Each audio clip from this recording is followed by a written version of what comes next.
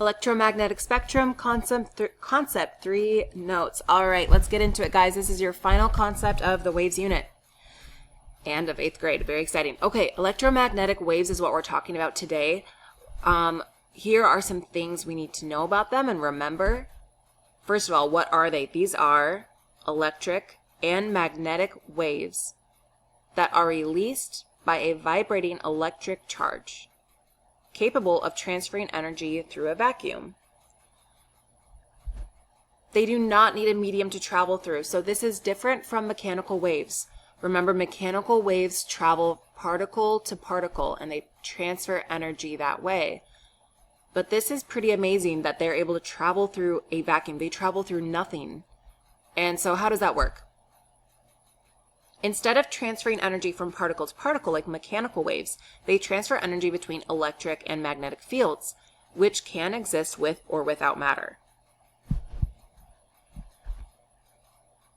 All electromagnetic waves travel at a speed of 300 million meters per second in a vacuum. That's insanely fast. To give you some perspective, sound waves, now of course they change based off of the medium they're going through and the temperature and things like that, but about your average sound wave, for example, me talking to you in the classroom, would be about 300 meters per second.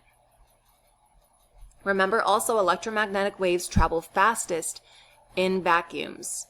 If they have to go through gases, liquids, or solids, they will slow down.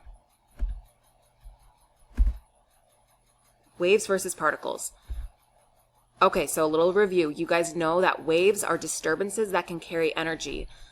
Electromagnetic waves are a little bit interesting though. So let me explain a little bit. So particles are pieces of matter. And electromagnetic waves are unique in the fact that they can behave as waves and as particles. And that's through something called photons. Now, photons are massless bundles of energy. Okay, massless. That means they do not have mass, which means they are not technically matter. So even though they act like particles, passing energy from one to the next, they actually have no mass, which is pretty interesting. And I like to look at this picture. I think it's a cool, well, it's artistic and it's cool and everything like that. But if we could actually see photons and see electromagnetic waves, it could look something like this. When you are sending a message to someone else on your phone, that message is traveling through electromagnetic waves from your phone to the next person's phone. And it travels on these photons, which is what's shown here. So today we're talking about the electromagnetic spectrum. When we look at electromagnetic waves, we see that they will follow, you can see on this picture, a spectrum. And we'll get into all of those different types of waves in today's lecture. So electromagnetic waves give off energy in the form of electromagnetic radiation. And there's a broad range in the different types of EM or electromagnetic radiation. So the EM spectrum shown below is the entire range of frequencies of electromagnetic radiation. So we will be... Okay, sorry, my phone is ringing, so I don't really remember what I was talking about, but let's just get into it. Okay, here we go, the spectrum. On one side, the one starting with radio wave, the red, these ones down here have a longer wavelength, as you can see from the diagram, which means they have a lower frequency. Remember, those are inverse of each other, and they have lower energy. On the opposite side, we have shorter wavelength, higher frequency, higher energy.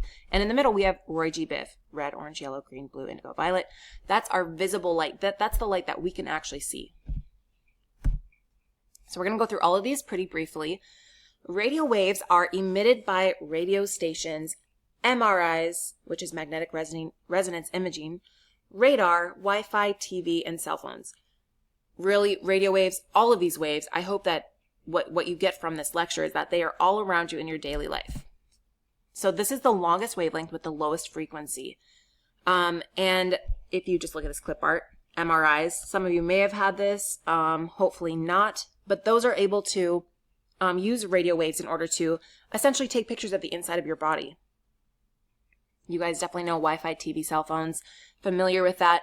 But radio stations, in your car, if you're listening to the radio waves are what's transferring electromagnetic radiation, which is then transferred into sound waves, which are then going into your ears so that you can hear your favorite music as you're in the car. And radar. Radar is used to identify where things like planes are located and just be able to track different things that need to be tracked for transportation. Next up is microwaves. This is so much more than just a microwave, okay? Yes, microwaves use microwaves in order to cook your food, but they also are the waves that are used for Doppler radar. If you ever watch the weather, they usually will say something like, let's get the Doppler radar report, something like that. And that's just a way for them to track the weather. And also GPS uses microwaves in order to determine your location. Next up is infrared.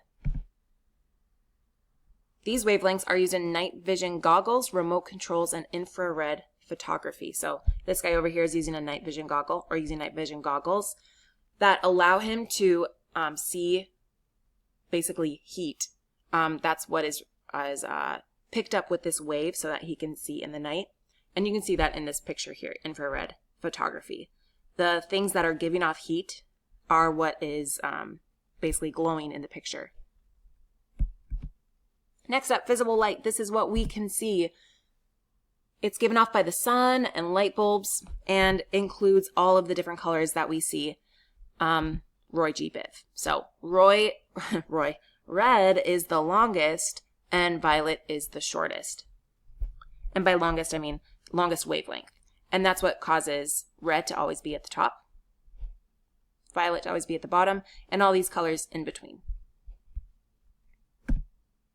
Okay, next up is ultraviolet. Ultraviolet, you probably think about right away, UV rays that you'd get at the beach. Definitely. Also can be used to kill bacteria. They have these things that they sell now where you can buy like a toothbrush bacteria killer where you put your toothbrush in this like UV container and it will kill all of the bacteria using those ultraviolet rays. So they're also used in light bulbs, and the human body needs UV rays in order to make vitamin D. Okay, continuing. So remember that the wavelengths are getting shorter and the energy is increasing as we keep moving to the right. X-rays are next. These are used to take pictures of bones and check for breaks and fractures, and also used in CAT scans. CAT scans are kind of similar to X-rays. What they do is they take the two-dimensional X-ray photos and they put them all together to kind of form like a 3D image.